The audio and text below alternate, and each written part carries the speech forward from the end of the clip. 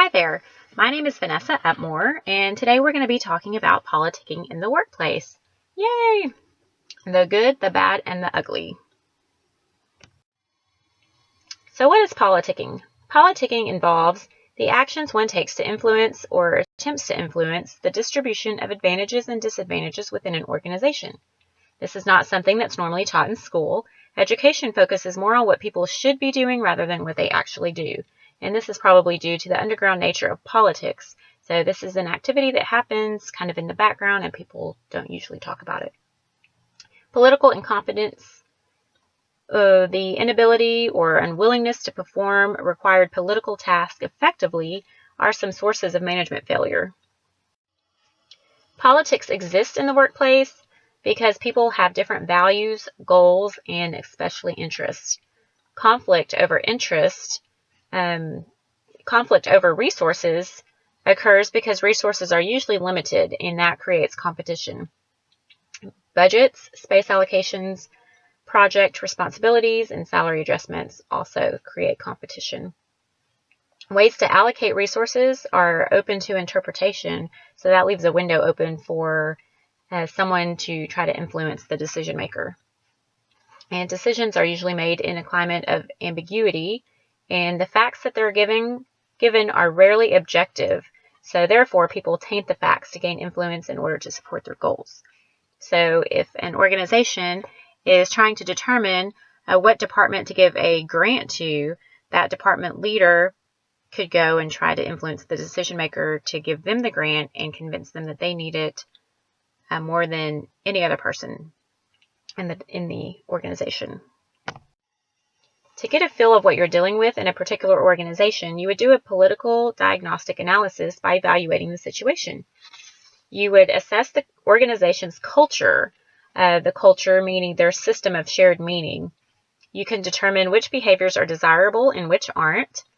Get the ideas on risk-taking, how they feel about conflict, whether they accept it or not, the autonomy that they give their employees, any opportunities for growth that they may offer, and how they base rewards, whether it's seniority, loyalty, or performance.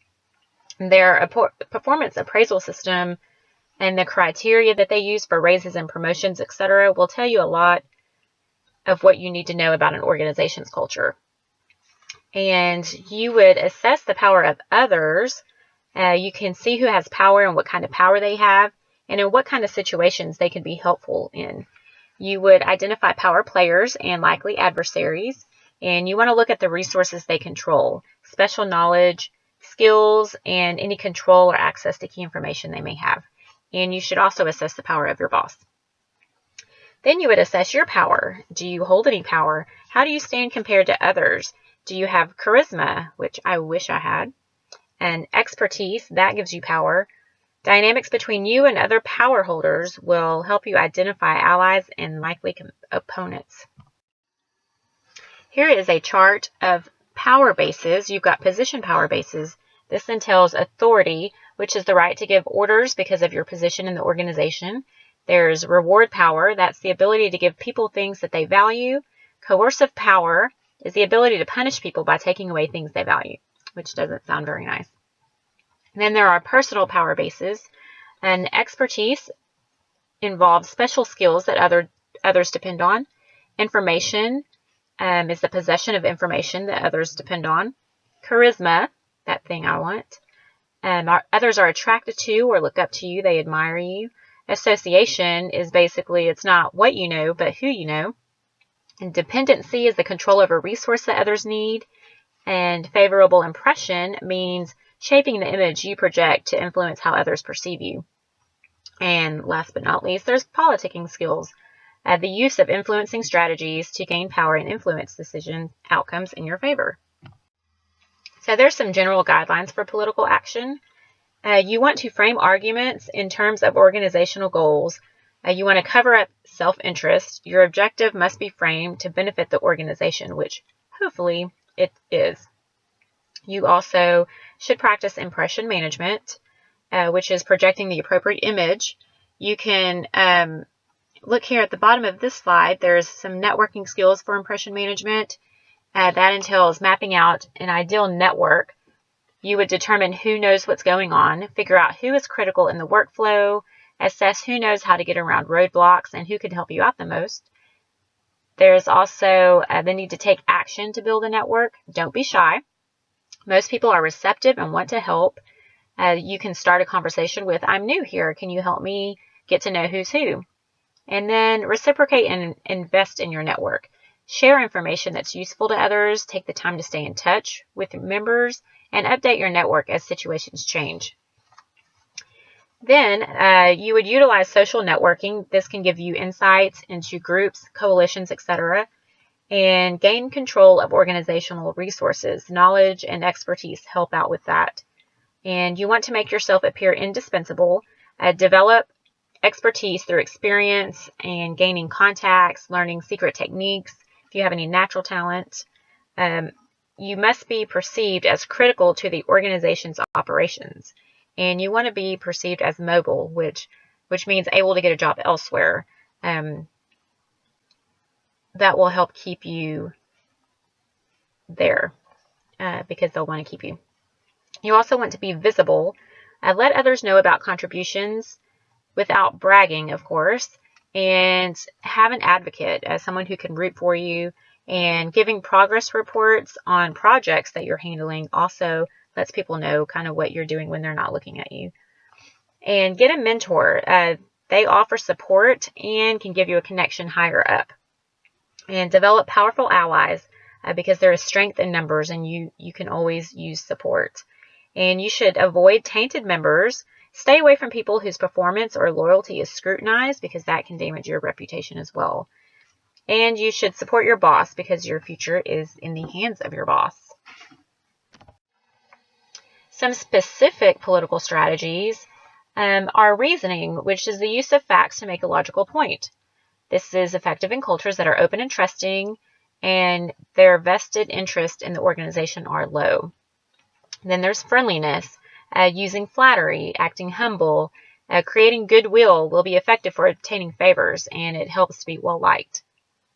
Coalitions rely more on quantity, and they're used for important decisions. Bargaining is the negotiation through the exchange of favors or benefits.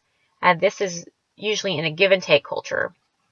Higher authority relies on gaining support of higher-ups. It won't work in less structured cultures because the higher-up people don't usually use their authority. Assertiveness is more direct and forceful. The power is in your favor and people have little power over you. The bad thing is people may retaliate. And then there's sanctions, which is the use of rewards and punishments. Influence here depends solely on your position in the organization. There's some other politicking methods. Lobbying, which is trying to influence decision makers. Applying pressure or harassment, which doesn't sound nice. Electioneering, which is ensuring that certain people are promoted, appointed, etc. And gossiping and spreading rumors, which is everywhere all the time. And building coalitions, which are the groups that are brought together by a common interest. Some negative effects that politicking can have on an organization include loss of morale, questionable decisions, counterproductive internal competition, which it's good to have some competition, but you want it to be productive. The loss of the best and brightest employees. Some employees don't want to handle any drama, so they will leave and go somewhere else. Perpetuation of outdated processes, procedures, and technologies. Constant conflict, which is not fun to be around. And ultimately, the loss of quality, competitiveness, and customers, which can be detrimental to an organization. So, before you engage in any political activities, you want to make sure you assess any potential cost of using a political strategy against its potential benefits. You want to ask yourself if it will allow you to reach your short-term goal, and you want to minimize resentment. Use up the least possible amount of future credit. And you always want to have a preference for reason, friendliness, and rewards to gain compliance. And you should always avoid coercive approaches because that will come around and bite you later. And that is pretty much it. There are a couple of quotes that I thought were relevant, and I hope you enjoyed the presentation. Thank you for your time.